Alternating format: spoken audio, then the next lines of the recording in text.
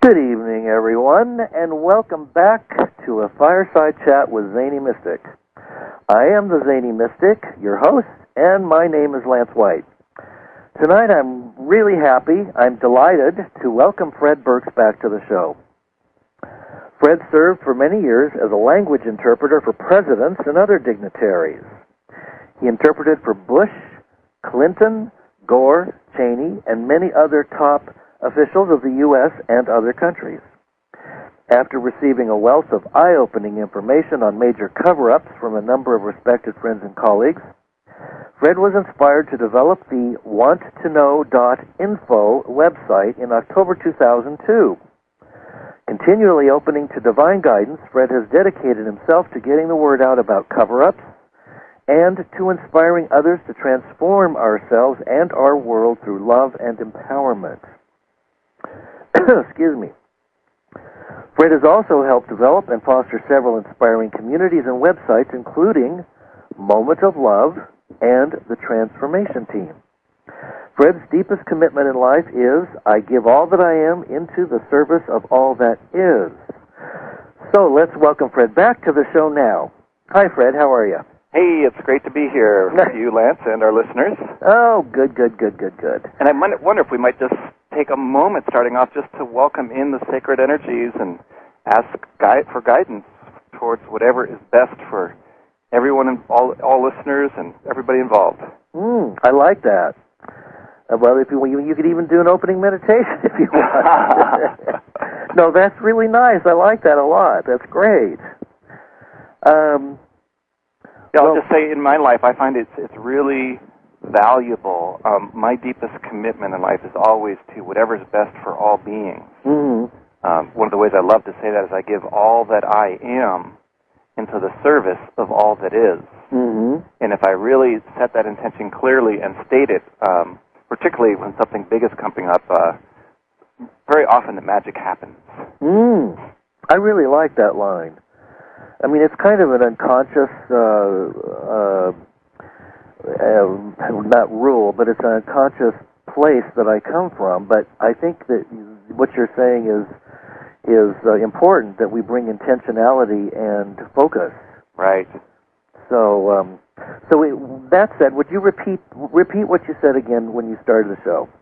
Sure. I'll just say I really want to invite you and me and everyone here to open up to any sacred energies that are out there, any parts of ourselves and parts of the universe that support us in moving towards what's best for everybody involved throughout our time together here. Okay, good. I got that one. Good. I wanted to ride that wave of energy. So now I'm here. All right. Welcome, Lance. It's great to have you on the show. Yes, thank you. What would you like to know? Well, I have to say, one of the things, Lance, is I read your autobiography and found it just thrilling and fascinating. Oh, really? Yeah, and that's one of the things, as you know, I've been emailing you. It's like, wow, yeah, let's talk about the Kundalini energy, the sacred sexual energy, and how that has transformed our lives. And yes. And you might want to share your story. I think you've got some amazing things that have happened in your life about that. Well, I think that's a good idea, and so that people know what you're talking about. My first book, and my only book so far, is an autobiography, and it's called Tales of a Zany Mystic, and it came out in late last year, written in a 9-year, and it's available at Amazon.com. And you can read a handful of reviews there to see if it's something that might interest you. Now, on the title is Tales of a Zany Mystic. Tales of a Zany Mystic. Yeah. And of course, my moniker handle is Zany Mystic, so it's easy to remember. Just type in Zany Mystic, and I think you'll be able to pull it up. Mm-hmm. It's a fascinating read, and just so for those who are listening, I unfortunately don't have a lot of time to read a lot of books, and I get recommended books all the time because I have a pretty big presence on the internet.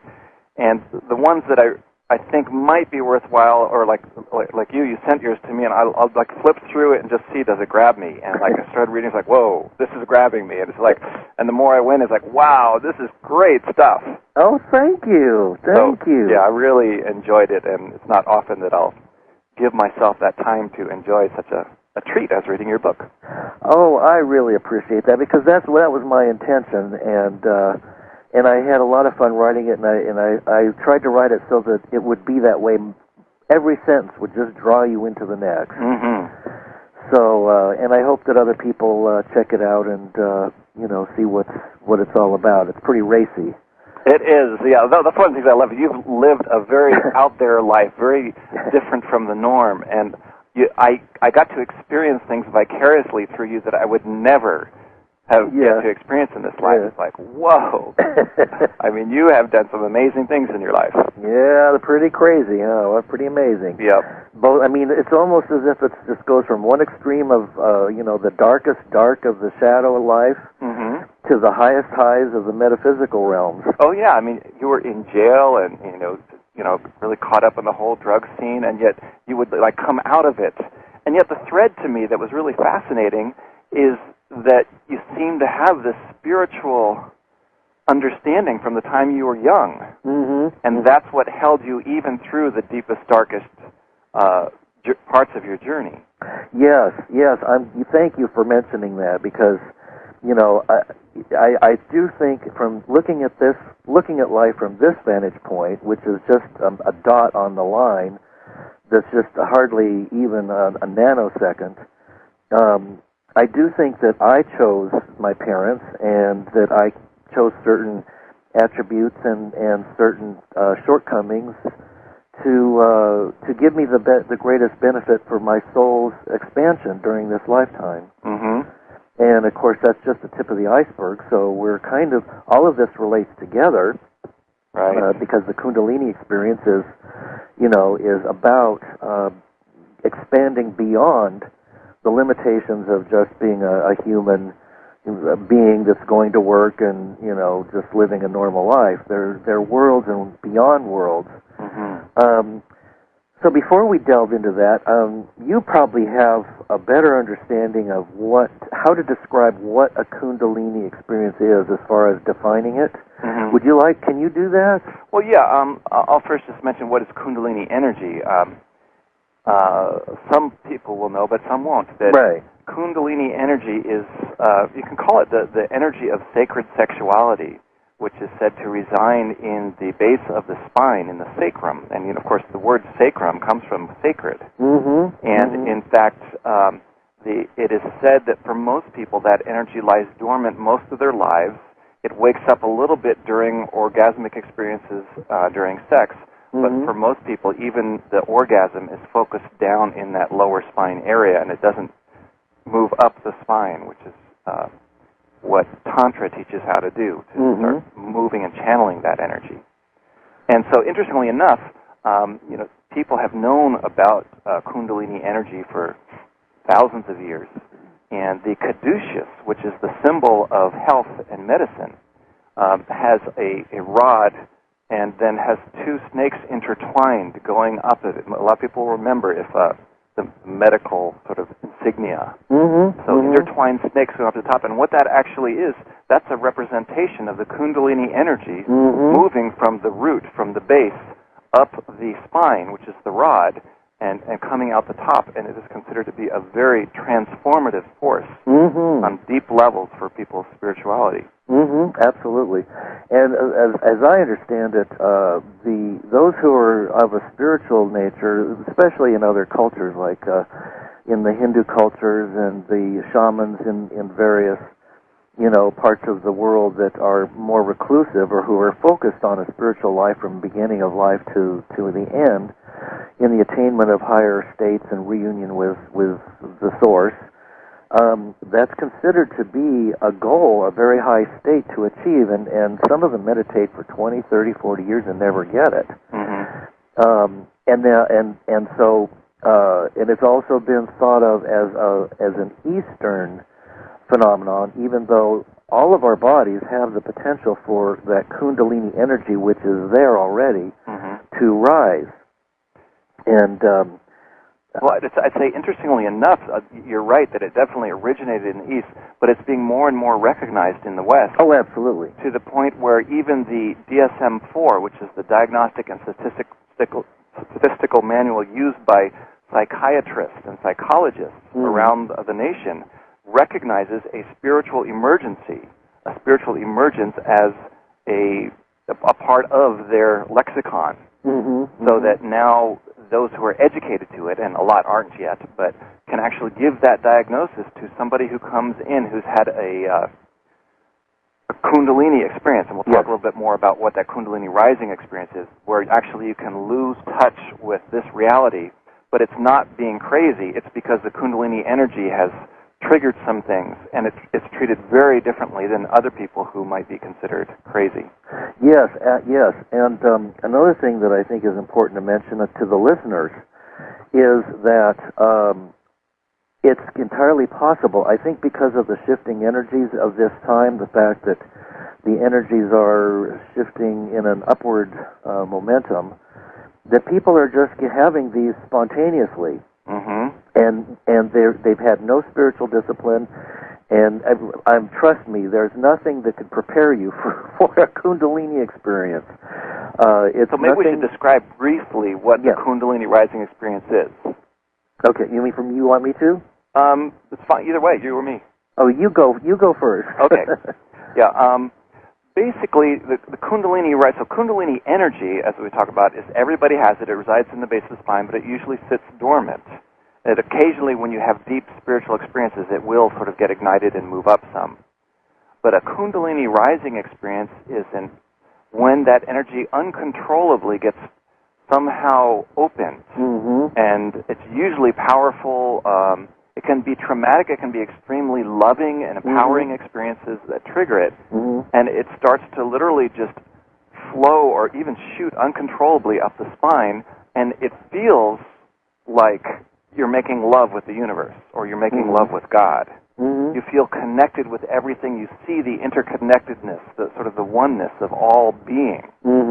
And most people who go through this experience first have that euphoric feeling where, like, wow, I'm just in love with everybody and everything. And I've had two in my life, two full-on Kundalini rising experiences. Oh, my goodness. And both times it was just that, wow, amazing euphoria where I was just in love with everything. I went to work one day and everybody's like, wow, Fred. It's like, and they weren't afraid of it. It was like they were attracted to it. Of course. It's like the divine light. You're filled with, you're illumined. Yes. And it seems like the veils fall away. Yes, absolutely. But then what happens, and this is the weird part where many people end up in psychiatric institutions, is it's because it's uncontrollable. It's almost like being on a really high LSD trip for anybody who's done that. But eventually what happens is it starts to trigger any blocked areas in your energy field. We talk about the energy centers, the chakras, and we hold dense energy from wherever we have stuck places in our emotional, spiritual lives. Eventually, that Kundalini energy starts hitting that and stimulating it. And so basically what happens is it starts going after your biggest, scariest fears or blocks. And if you're not ready for it, and you run, particularly if you run from it, you're in for a really deep, dark, scary ride that can end you up in a psychiatric institution. Absolutely.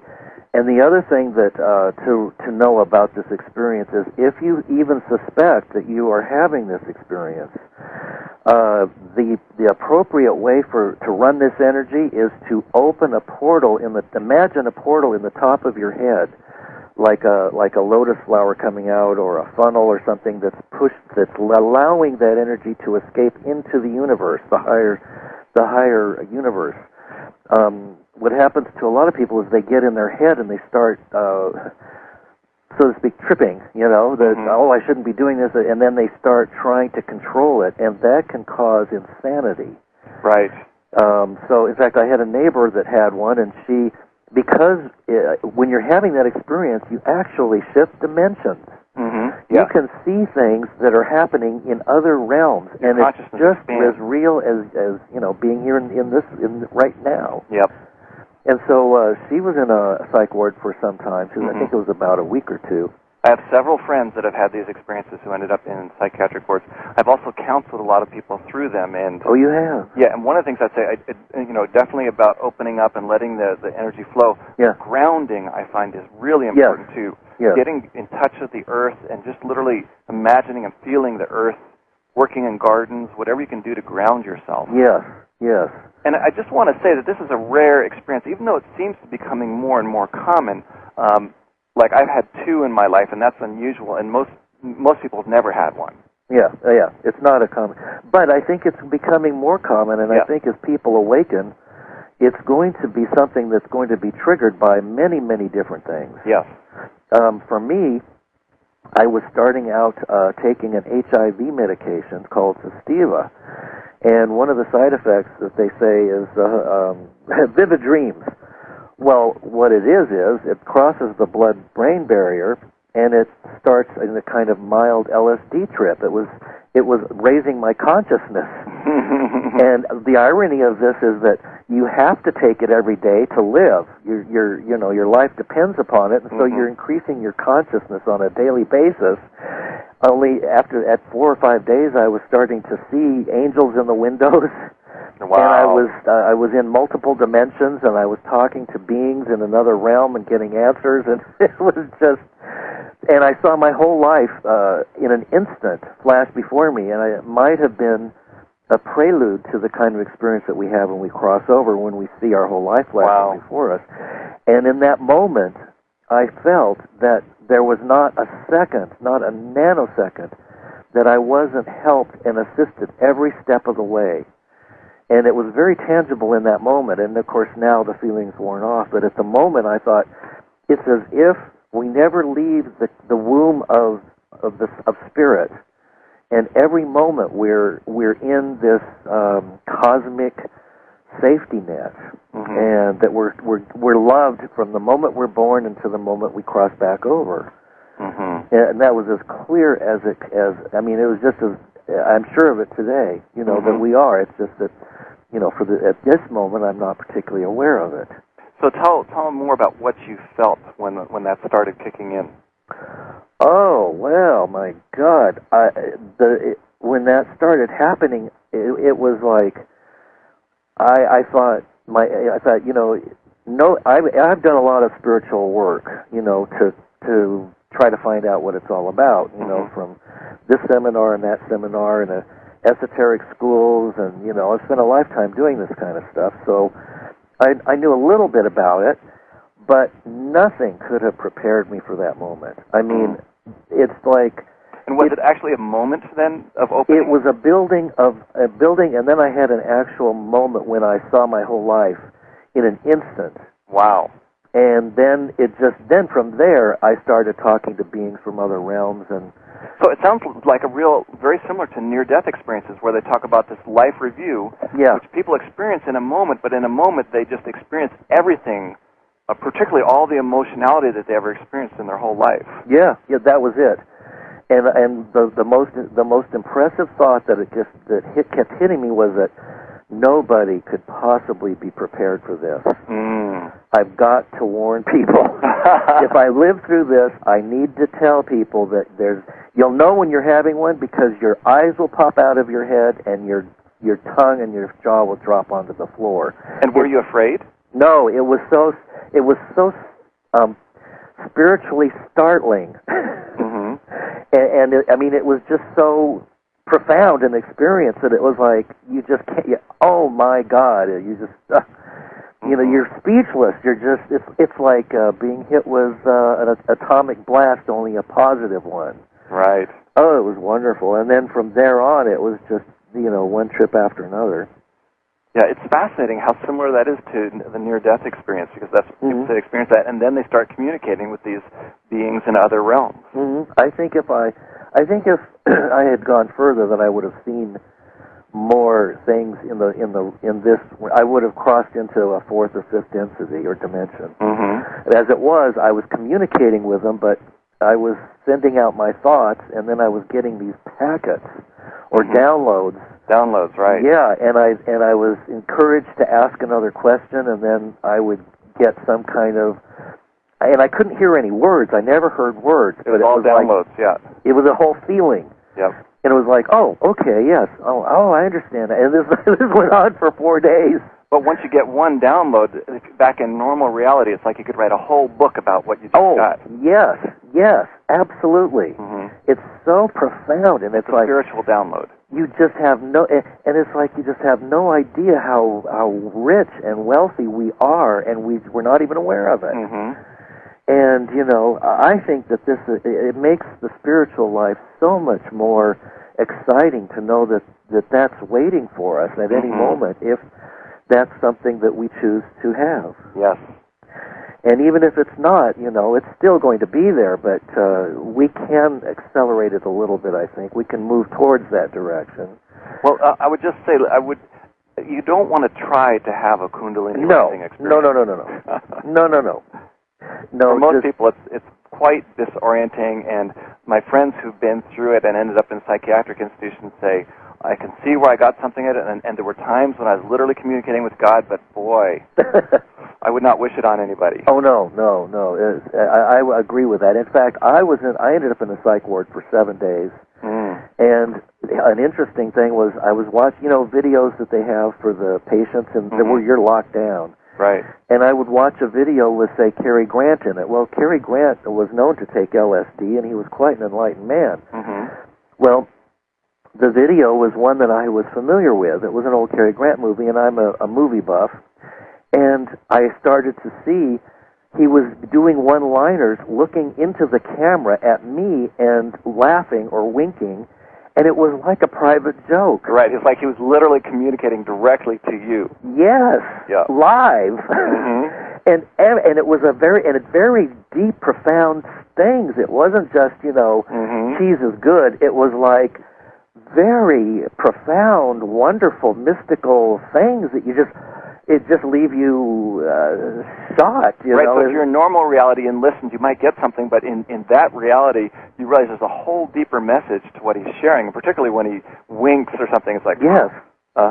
Yeah, it was wonderful. And even the cartoons were all written like a private joke. They had meanings beyond meanings. Mm-hmm. And it was like they were all just designed for me. And I've talked to a lot of people, I know you have too, who describe the same thing, that they could look at the newspaper and they'll happen to glance at something that's personalized to them.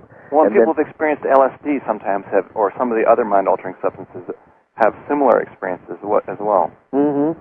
And, of course, Terence McKenna was a big proponent of mushrooms, and he felt that they were from another realm, an ET realm, that actually, I think he was pretty convinced that they were our progenitors, that they had actually created us. Yeah, I read that. It's like, wow, Terence was pretty out there. And, of course, the shamans in South America and other countries, indigenous shamans, have the ayahuasca experience, which is becoming popular. Mm-hmm. But, and then the Kogi have their coca leaves and so on and so forth. But it's not uncommon for, remote tribes to use substances that do increase consciousness, and they're in a perpetual state of awareness. Mm-hmm. And they can leave their body and see the future. They can travel the world, and they can do things that we think, we see them as maybe, these dumb people living in the mountains simply with no electricity, but they're really way far advanced than we are. Well, this is it. The Kundalini energy is so powerful that if you become a master of it, and it really takes some real conscious spiritual work on very deep levels, but if you reach that level, it's like you have this expanded awareness and live in this expanded reality all the time. And you realize, kind of, what they say about how much of what normal life is about seems like an illusion. Oh, when you feel the greater expansiveness of it all. Yes. I mean, it's easy we hear avatars and gurus and the rest, teachers, throughout the ages say that this is an illusion, this is Maya. Well, I use that a lot. I say, well, this is an illusion. But it's one thing to say it, and another thing to understand it, and then another thing to be experiencing it on other levels. Right. And that's when it really gets interesting. Oh, yes, absolutely. Can I share my experience? Yes, I would. Please. I can't wait to hear about it. Sure. What happened to me was I've been interested in sacred sexuality my whole life, and when I'm usually in a sexual relationship, I like to bring in the spiritual component and call in the sacred energies. Mm-hmm. But what happened is I had a lot of judgment of the Tantra community, and Tantra is a branch which focuses on sacred sexuality. Mm-hmm. But my judgment was that a lot of people there came from pretty wounded backgrounds, like sexual abuse and all that sort of stuff. Mm. And basically, one year, I connected with this woman who, helped me to see how it was. Judgment says, "Well, why don't you come to this event with me?" Huh. And it was a celebration of sacred sexuality being held in the San Francisco area at Harbin Hot Springs. Ooh. And there was like 140 people from around the world coming to teach and share about sacred sexuality. Oh, my goodness. Yeah, and it was amazing. It was put on by a woman named Deborah Annapol, who's known in that field. Wow. And it really helped me to see, what I basically saw was that, yes, many of these people actually did come from a heavy abuse background, but they had really turned it around and become incredible, wonderful, powerful beings for working through the stuff, and now we're using it in amazing ways. Mm-hmm. Mm-hmm. And basically, I was just so deeply impressed, in fact, quite blown away with the level of people there that it just really opened me up. Mm-hmm. Mm-hmm. And just so you know, I was not taking any mind-altering substances. Okay. So And I didn't even have intercourse with anybody the whole time there. Huh. Hardly any sexuality. Huh. But by the final day of the conference, I was just feeling in this deep love space. Wow. And I had some real challenges. Like, I was so excited to be in this space that I really wanted to make some things happen with some cool people there. And I had to, really face my own demons during that conference. Like, okay, it's not going to happen. I'm just going to surrender. And boom, it manifested in a way I totally didn't expect. Yeah. And so I had some magical challenges come up that I went through that expanded me more. Wow. And what happened is on the final day of the conference, I was walking up this beautiful dirt road, and there's these flowers along the side. I'm walking with this wonderful woman who I'd just become friends with there at the conference. Uh-huh. Really wonderful, amazing woman. And I went up and smelled the flowers, and the flowers were just so rich and fragrant. Oh. And I turned and said to this woman, her name's Carolina, I know she doesn't mind me mentioning her name. Okay. And she said, "Wow, Fred, I think you're having a Kundalini rising experience." Uh-oh. And I was like, "What?" I didn't even know what it was at the time. I was like, "What's a Kundalini rising experience?" She says, "Those flowers have no fragrance." Oh, no. And she said, "And you're smelling this and she had experienced Kundalini rising a number of times with other people. Oh, cool. And so thankfully, she was able to explain to me what was happening. Oh, and good. I was definitely feeling that I'm connected with everything, and everything was enhanced, like these flowers, which really do have no smell on it. It just smelled so rich and fragrant to me. Wow. But she also warned me, she said, "So you need to know, right now you're feeling great, but this experience can eventually lead to some really scary stuff, and just be prepared." Okay. So I had this full day of just feeling euphoria, connected, love, wow, just in love with everybody and everything. Uh-huh. And then it was the next day, the conference was over, but I stayed an extra day and was connecting with this woman, even though we weren't connecting very sexually, but just powerful spiritual connection. Uh-huh. And having lunch with her and some friends, and suddenly, boom, something started hitting. Uh-oh. And literally, I just felt this being triggered. It was just like I said, something hit an area in one of my chakras. I was like, whoa. And I was so thankful that Carolina had warned me. And I said, yeah. "Carolina, you know that thing you were telling about? Well, guess what? It's starting to happen." Uh-oh. And it was like scary. I mean, it's like, whoa, it's stirring up my deepest shit, Whoa. And so, anyway, Carolina knew what to do. She had dealt with this before. Uh-huh. And we literally found a quiet place where I could lay down, and we set up the sort of energetic container for me to then go in and face my deepest fears. Oh, wow. But see, this is what Kundalini does, is it brings up your deepest fears, as I was saying. And Yes, it's like, yeah. if you run from them, usually it does not work, because they come after you, and then you end up in a psychiatric ward, like I said. Yeah, yeah. But the way to do it, and Carolina had kind of primed me on this, was you don't run from them, you go right into them. Yes. Yes. And so we set up the sacred container. I laid down on the beautiful grass there. She literally meditated and held space for me. And it was like diving into a nightmare. I mean, this is my deepest, darkest fears, and just diving in is like going into this whirlpool and being sucked down uncontrollably. But I knew I had to go right into it. Yes. And it was about 20, 30 minutes of super, super scary, like, oh my God, what's going on? But I surrendered, and I let myself be basically swallowed up by this black hole. And boom, then suddenly, after, 20, 30 minutes, which felt like an eternity, of course, boom, I popped out on the other side. And whatever that deepest fear, I could go into it, but what it was just gone. Whoa. In an instant, I was just laughing at how I could believe something. It became so silly, and yet it was such a big, scary thing for me. Yeah. And so I was just extremely thankful and grateful to have somebody to coach me through the experience, and was then able to move back into that euphoric state in an even more expanded way because I had burned through that block. Wow. So yeah, and for most people, the Kundalini rising experience, it lasts for days to weeks or even sometimes months. For me, at the two times I had it, both times it lasts several weeks. And the most intense period is usually the first 2 or 3 days, and then it'll kind of wave in and out. Yeah. And that's what I experienced both times. There are a couple of people I've talked to who claim to have them on a daily basis, but, like a mini Kundalinis, but I haven't been able to verify that. Well, because when you open up and you have your Kundalini energy running, you can have wonderful expanded experiences, but the sort of hallmark of a Kundalini rising experience is it's uncontrollable. Yes. And it goes on for a long time. Yes.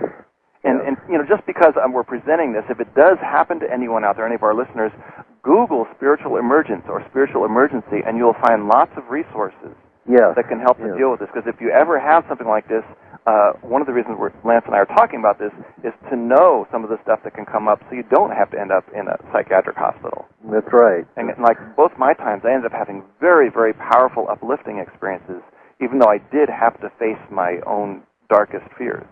Yes, and it may this experience might come about at a moment when you're with people that would have no clue or understanding about these matters. Exactly. And so they're seeing you go through some kind of experience that they haven't a clue about, and they're terrified. Right. And so then that amplifies that. And they think you should go see a doctor, and unfortunately, even though it's in the DSM, the Diagnostic and Statistical Manual I mentioned, most people have not been trained in this. So you can go to a psychiatrist, and they'll put you on the wrong drugs and lock you up. And it'll be a nasty situation. Yeah, it's ugly, and it's really scary, too. The more loving environment, of course, you can't evoke one, but if it does happen, like you said, the best thing to do is to not be afraid. Right.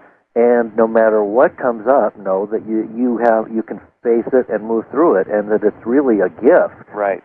And that you wouldn't be having it if you weren't supposed to. Yes, and that if you think who are the deepest spiritual friends you have in your life, or allies or supports, those are the ones you want to be in contact with. Don't go to the healthcare system. Yes, absolutely. Unless if you really get out of control, yes, it's probably better to be locked up in an institution, but if you can avoid it.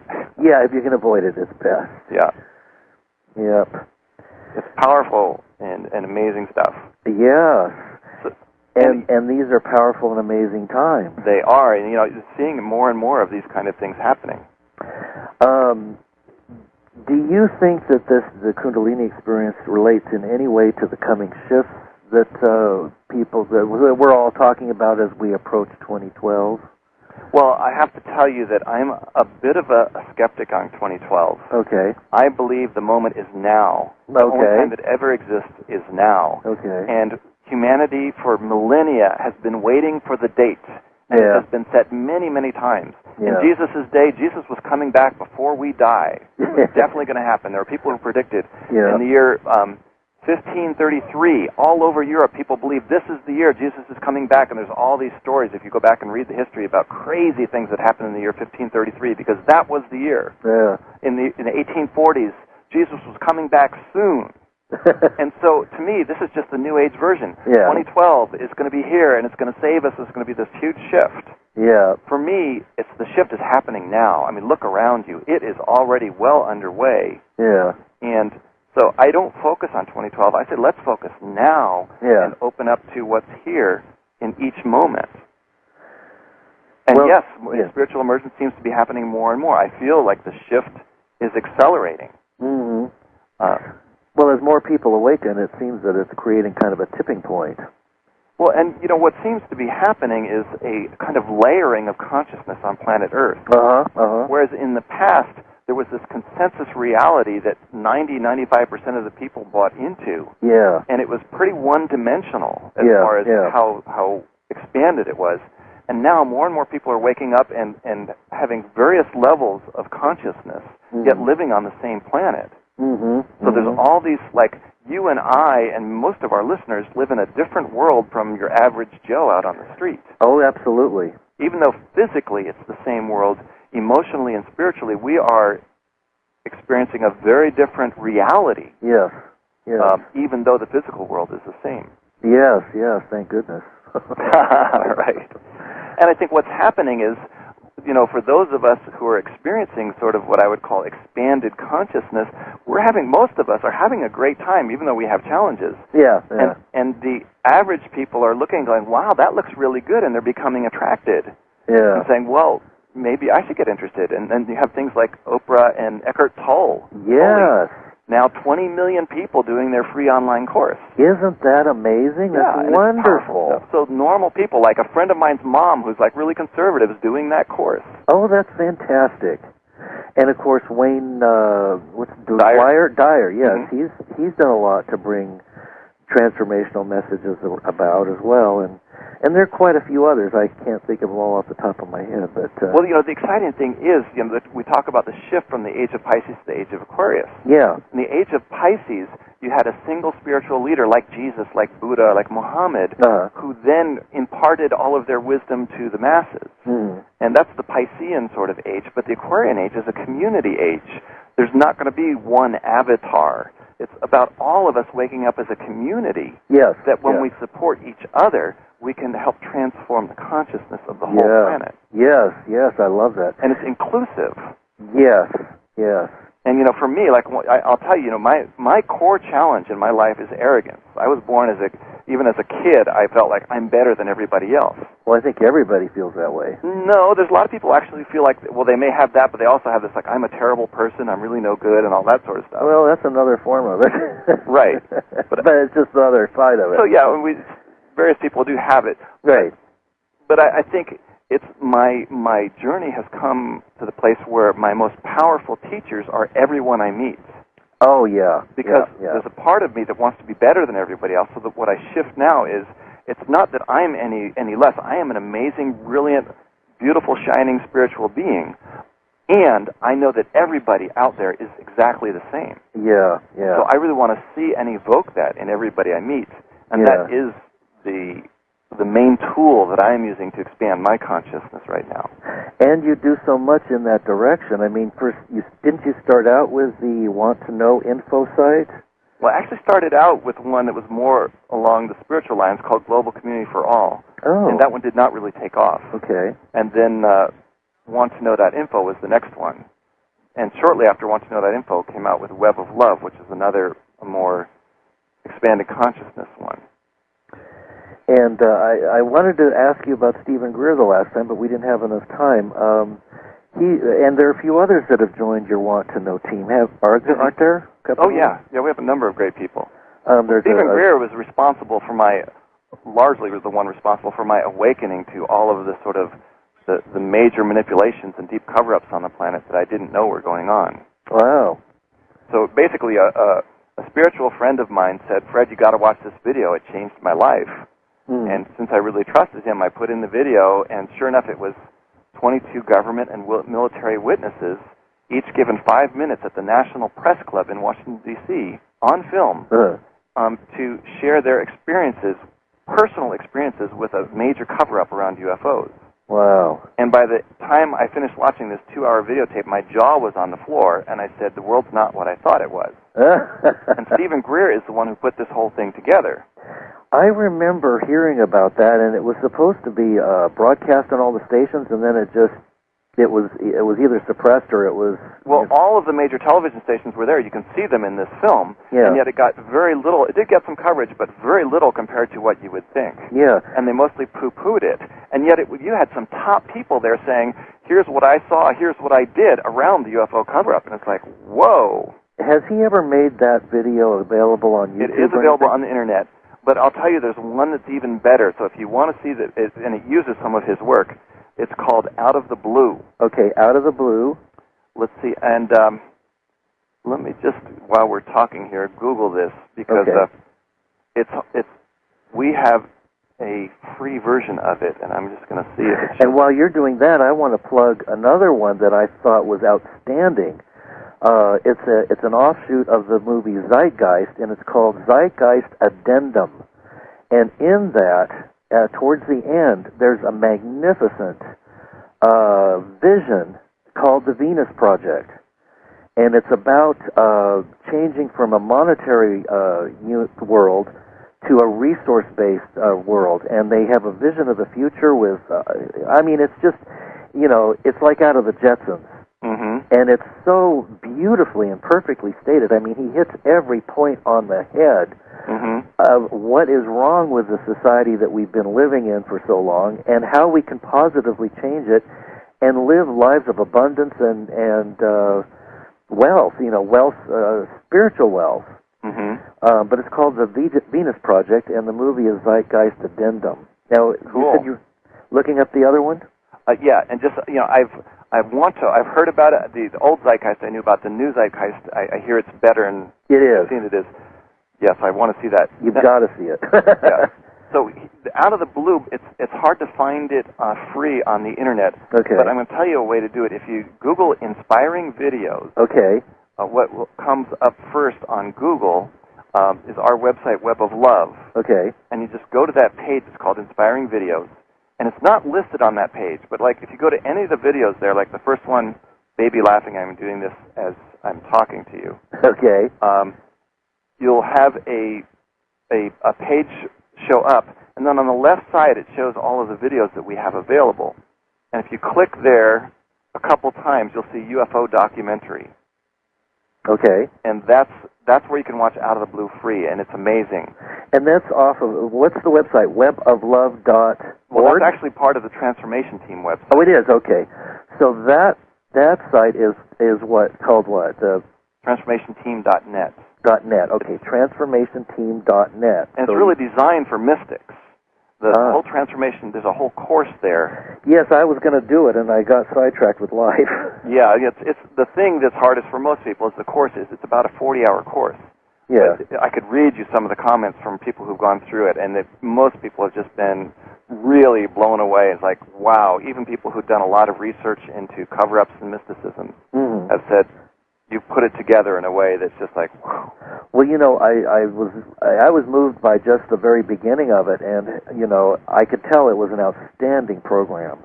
It's been a lot of fun and meeting some fantastic people. We've already, for instance, we had one woman from Japan connected with a guy in Australia, and now they're partners, and all sorts of wonderful stuff happening. Oh. We have a community portal. Once you finish the course, you can go on, and there's a community networking portal where people connect with each other. And, of course, all these people coming from more or less mystic, spiritual background. So there's a strong resonance, and it's been really wonderful. And I imagine there's a lot of unique and interesting information that gets shared there. Yes. Was there any buzz about the October 14th UFO? Oh, huge buzz. Yes. Yeah. And a lot of people were thinking it would happen, and I chimed in and said my own thing. It's like, we're all waiting for that savior, but guess what? Have you heard this one? It's really great. How does it go? We are the ones we've been waiting for. Yes. I really like that saying. We are the ones we've been waiting for. If you're waiting for the mothership to save us, you're still waiting. Yeah. You're waiting for an external force. Yes, exactly. And I do believe they're out there, but this is what I wrote on the portal, and I was the minority opinion, just so you know, even among this group. I don't think that's how ETs operate. I think ETs operate using the prime directive, like in Star Trek. Yeah. Minimal intervention. Yeah. The people of the planet have to develop on their own, and most people on this planet are not ready to make that jump to, acceptance of UFOs and ETs. I think we're close.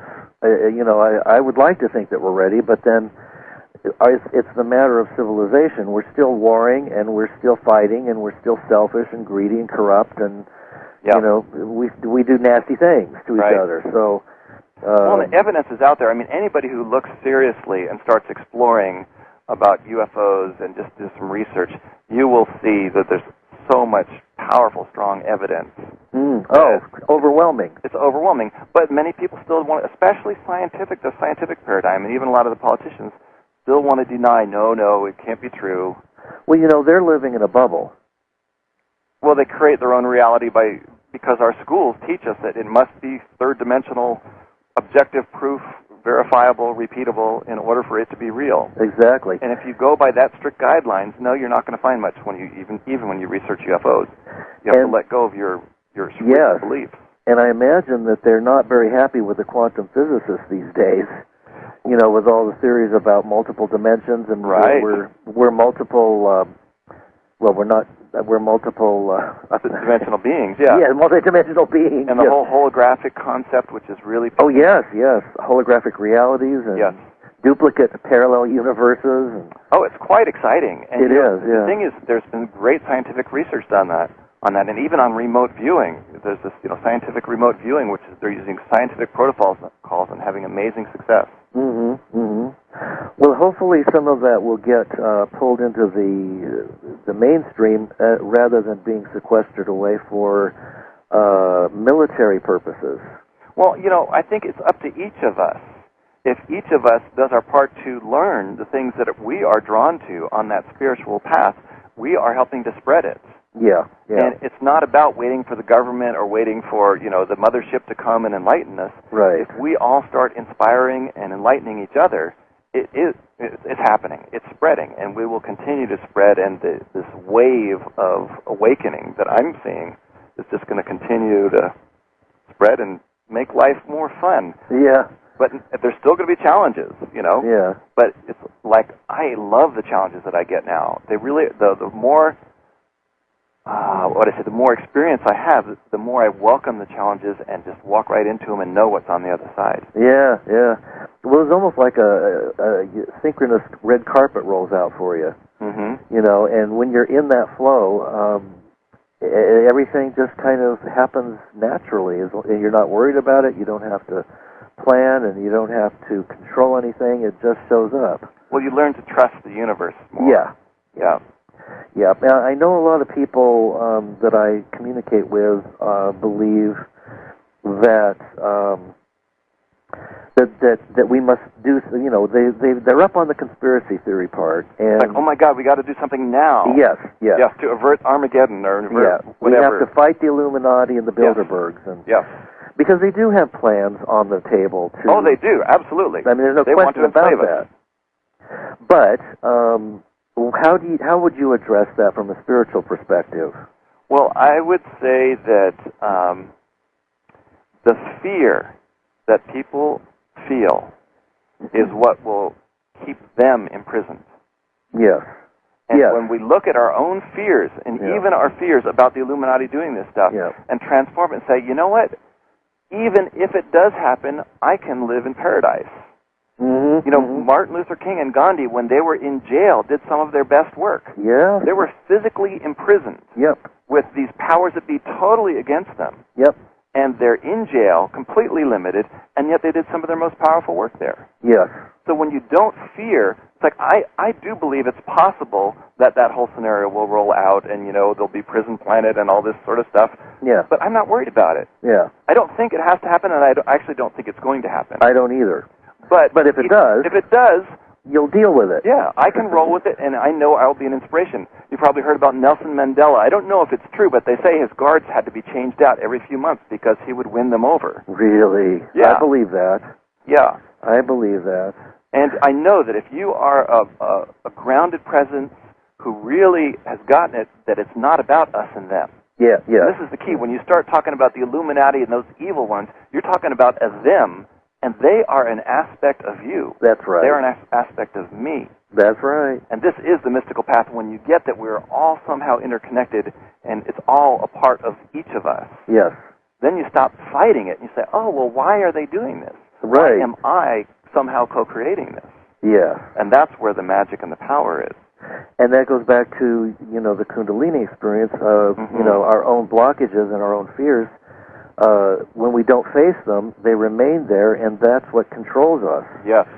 And also, fear is a lower vibration. So when we're feeling fear, we're subject to being controlled by others, which is exactly what others would like to do. And at the same time, let's not make fear a demon to be avoided either. Right, right. I have my favorite sayings posted here in my room, and one of them is, recognize fear as an invitation to growth.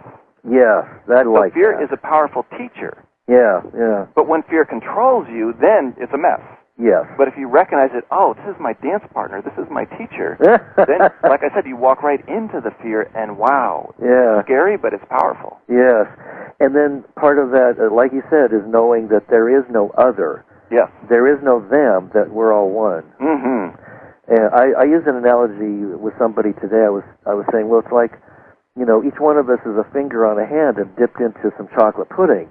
Right. And we each think that, we're unique and separate, and we're in the darkness, which is veiled consciousness. Right.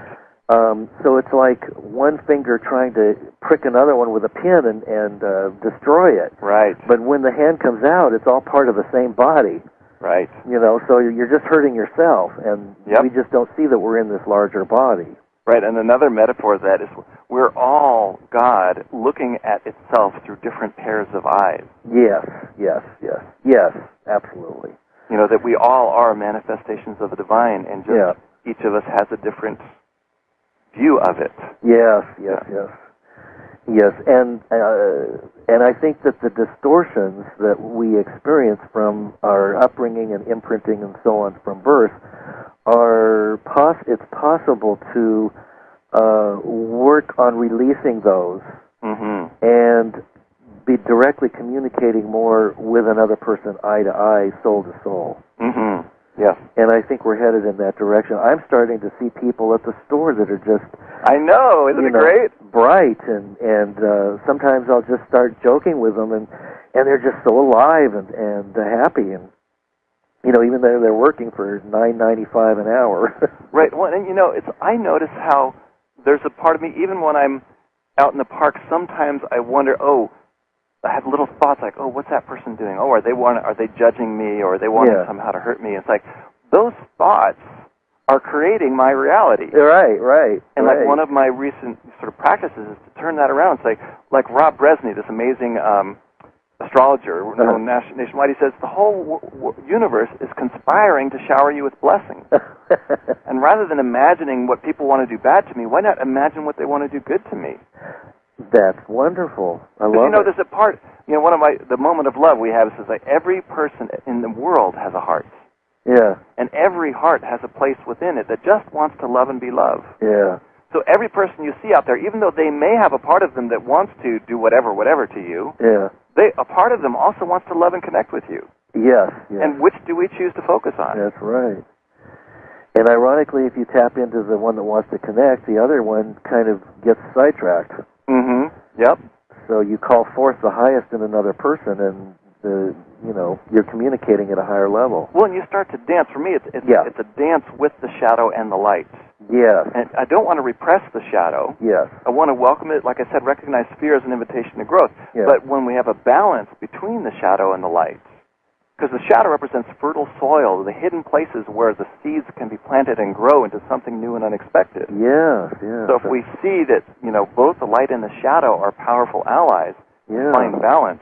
Yes, absolutely. Then we can have even more fun and magic and miracles in our lives. Yeah. Wow.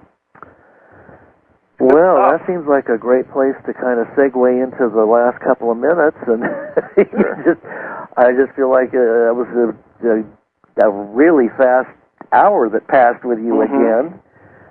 Well, thank you for sharing your Kundalini experience, and I really want to encourage people to read your book. It is so good. Tales of a Zany Mystic, right? Yes, at Amazon.com. Yeah, and it's just an exciting, really fun book to read. And thank you for sharing all of that. Thank you. And be sure to, would you mention your website again so people can find you? Well, people, if you're really interested in what we're talking about today, I'd say go to the Transformation Team website, transformationteam.com. weboflove.net. Yes, that's a great one to start at. Yeah, and another great one is weboflove.org. Yeah. About how we're all interconnected through this web of love.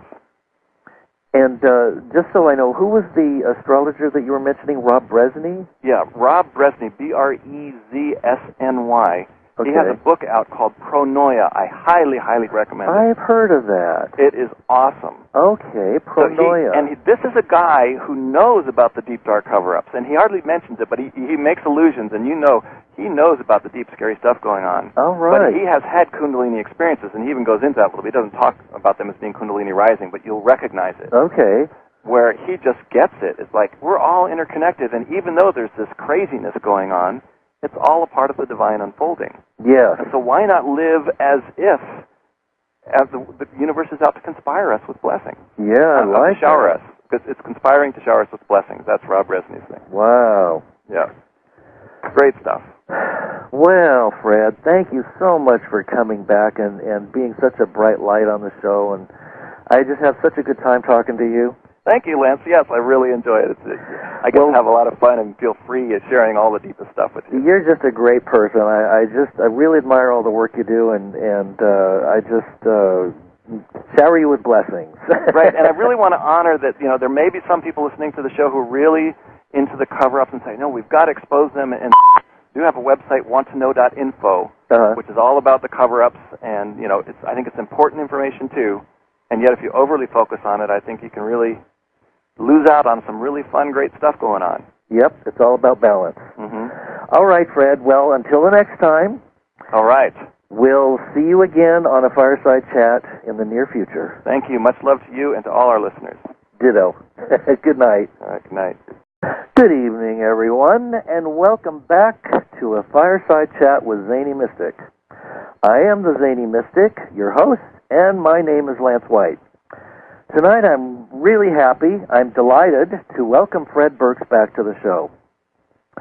Fred served for many years as a language interpreter for presidents and other dignitaries.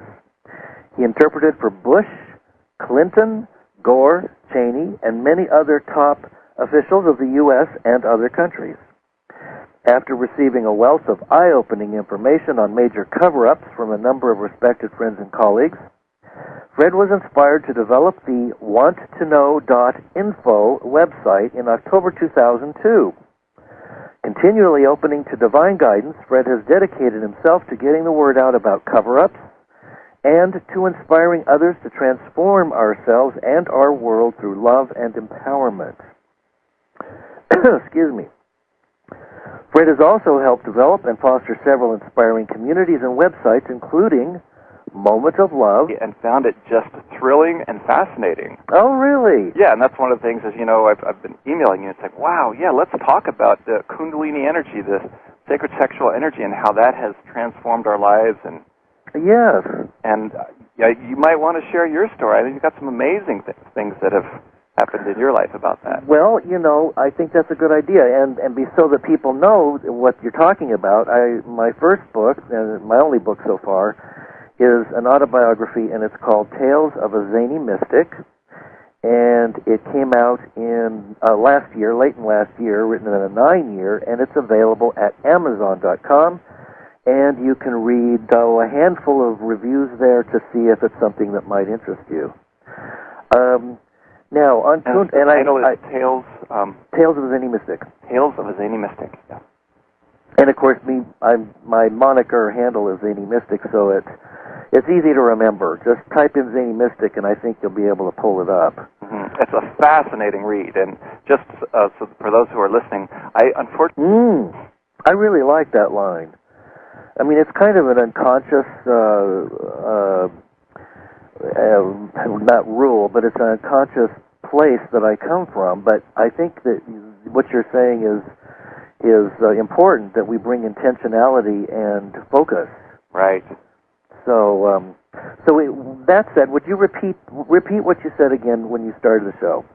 Sure. I'll just say I really want to invite you and me and everyone here to open up to any sacred energies that are out there, any parts of ourselves and parts of the universe that support us in moving towards what's best for everybody involved throughout our time together here.